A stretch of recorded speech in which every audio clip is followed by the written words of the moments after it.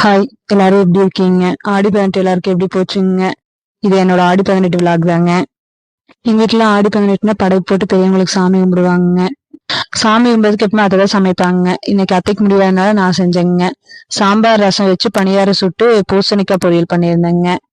இன்னைக்கு எங்க area side வந்தீங்கன்னா யார் வீட்டுக்கு போனீங்கனாலும் பணியாரம் கன்ஃபார்மா இருக்குங்க. எல்லார் வீட்லயும் பணியாரம் கண்டிப்பா சுட்டிருப்பாங்க சாமி கும்பிடுறதுக்கு. நான் இவ்வளவு நாள் ஒரு நாள் கூட பணியாரம் செஞ்சதே இல்லைங்க. இன்னைக்கு தான் ஃபர்ஸ்ட் டைம் ட்ரையல் பாக்குறேங்க. வேற வழி இல்லைங்க, செஞ்சுதான் ஆகணுங்க. பணியாரம் மிக்சிங் எல்லாம் கரெக்டா போட்டேங்க. மைதா மாவு கலக்குனது கரெக்டா கலக்கிட்டேங்க.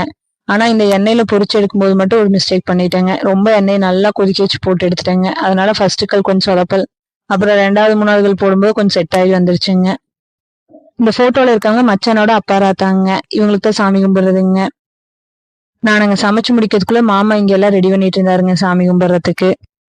எப்பவுமே பெரியவங்களுக்கு சாமி கும்பிடுறோம் அப்படின்னா ஒரு குத்து விளக்கு வச்சுங்க, அதுலயும் ஒரு திரி போட்டுதான் சாமி கும்பிடணுங்க.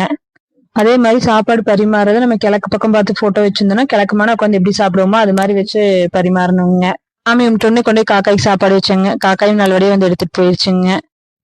அத்தைக்கு என்னாச்சுன்னு கேட்டிருந்தீங்க. அத்தைக்கு ஷோல்டர் டிஸ்லொகேட்டட் ஆயிடுச்சுங்க. கை அசைக்காம இருந்தா 1 மந்த்ல ரெடி ஆயிருன்னு சொல்லியிருக்காங்க. அதனால பெல்ட் போட்டு வந்திருக்காங்க.